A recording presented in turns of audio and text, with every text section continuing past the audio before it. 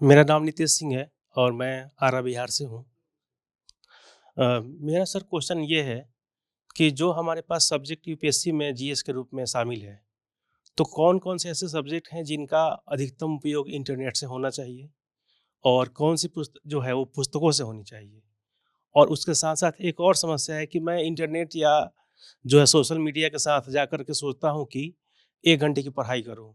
लेकिन बीच-बीच में 10 मिनट, 15 मिनट के बाद मैं किसी एंटरटेनमेंट वाले साइट पे चला जाता हूँ और फिर मैं 1 घंटा कुछ और देख लेता हूँ और फिर लगता है कि देखने गया था कुछ और चला गया कुछ और। तो इससे समय की बर्बादी भी होती है। तो इन दोनों का क्या समाधान हो सकता है? देखिए, इसमें मैं जैसे सिलेबस सर ने शुरुआत में ही कहा कि सिलेबस और पीवाईक्यू, तो सबसे पहले ये ध्यान रखिए कि जिस बात को हम लोग भी ज़्यादा प्रेफ़र करते रहे हैं शुरू से और अभी हम लोग जो मेंटरशिप चलाते हैं, उसमें भी स्टूडेंट्स को बोलते हैं, जितने भी स्टैटिक टॉपिक हैं, उसके लिए सबसे पहले तो आप एनसीईआरटी को फ़ोकस करिए। History, geography, economy, polity, general science जितने भी हैं, इसको पहले एनसीईआरटी से पढ़िए। अभी का जो समय हो गया है, थोड़ी कुछ कमी हमारे फील्ड से भी है, कुछ कोचिंग फील्ड से भी है, क्योंकि वहाँ पे मार्केट में कुछ रिव्यू बुक आ गई एनसीईआरटी की। हम लोग कभी उसको प्रेफ़र नहीं करते। पर्सनली मैं तो बिल्कुल नहीं करता। क्योंकि जब हम लोग पेपर देखते हैं ना, जब आप पेपर देखेंगे और उसके एक्सप्लेनेशन खुद निकालने की कोशिश करेंगे ना, तो आप देखेंगे कि उसके एक्सप्लेनेशन आपको एनसीईआरटी के बुक्स में मिल जाएँगे। तो सबसे पहला काम करिए कि एनसीईआरटी बुक्स को प्रेफ़र करिए। एनसीईआरटी के बुक्स के चैप्टर के पीछे जो क्वेश्चंस होते हैं, उस क्वेश्चन को लिखने की कोशिश करिए और उसको ज़रूर लिखिए। जब आप एनसीईआरटी पढ़ते हैं, क्वेश्चन लिखते हैं ना, और आप सर ने बोला कि पीवाईक्यू देखने की बात, जब आप पीवाईक्यू सॉल्व करते हैं, चाहे वो प्रीलिम्स के हों या मेंस के हों, तो आप देखेंगे कि मैक्सिमम क्वेश्चंस के आंसर आपको एनसीईआरटी से मिल जाते हैं। इसके बाद कुछ रेफरेंस बुक हैं जिसको आप फॉलो कर सकते हैं, जो अच्छे राइटर के द्वारा लिखी गई अच्छे पब्लिकेशन से निकाली जाती है।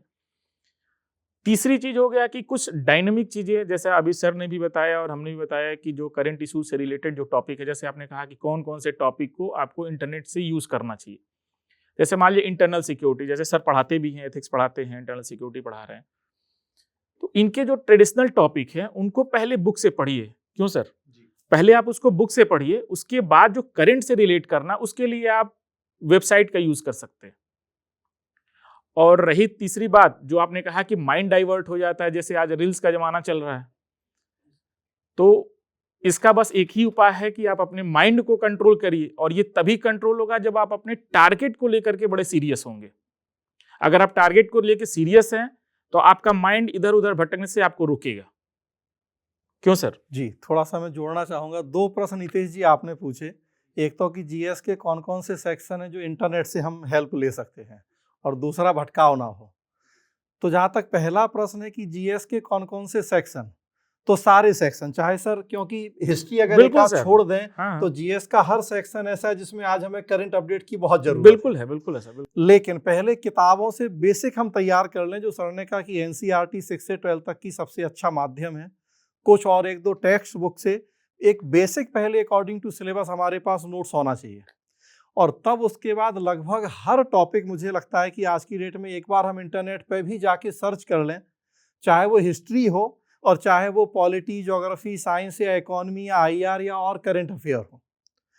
इंटरनेट पे मैंने बताया कि हर टॉपिक के ढेरों हमारे पास न केवल आर्टिकल मिल जाते हैं, यूट्यूब पे वीडियोस भी मिल जाते हैं।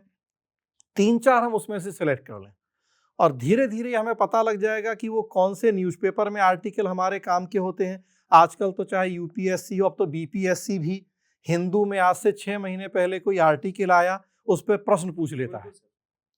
चुनाव या विधायिका के नीति निर्माण में सोशल मीडिया की क्या भूमिका है, ये बीपीएससी मेंस का प्रश्न है, जिस पे 6-8 महीने हिंदू में पूरा आर्टिकल था। तो ये तो हमें पता है कि कौन से ऐसे न्यूज़पेपर हैं जिनकी हम मदद ले सकते हैं, कौन सी ऐसी साइट्स हैं जिनसे हमें हेल्प मिल सकती है, जो हमारा बेसिक एक नोट्स है उसमें ऐड ऑन करने के लिए। तो मिला के करना है दोनों चीज़ें, किताबें प्लस इंटरनेट।